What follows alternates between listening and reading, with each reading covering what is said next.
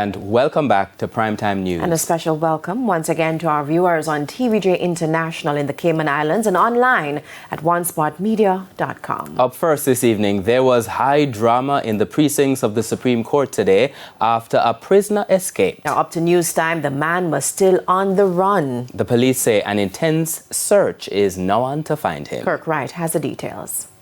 The man, Anthony Williams, was sentenced to 18 years for possession of a firearm and 3 years for assault. These sentences were to run concurrently, along with another gun-related conviction for which he has been serving time in prison. We were told that Williams ran from Courtroom 7 while his antecedent report was being read out by a police officer who was in the witness box.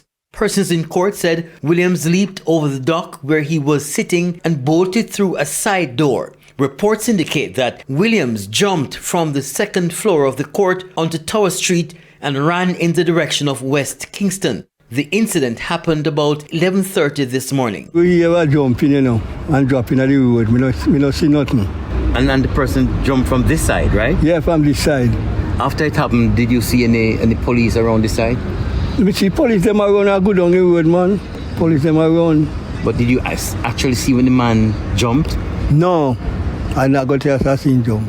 But you heard? I hear when he jump in.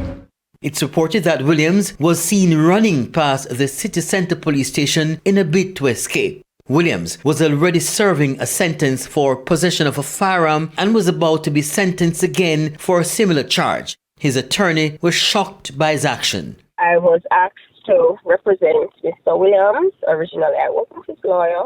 He proceeded to trial based on his instructions, and he was found guilty based on the evidence that was presented in the court. Kirk Wright, TVJ News.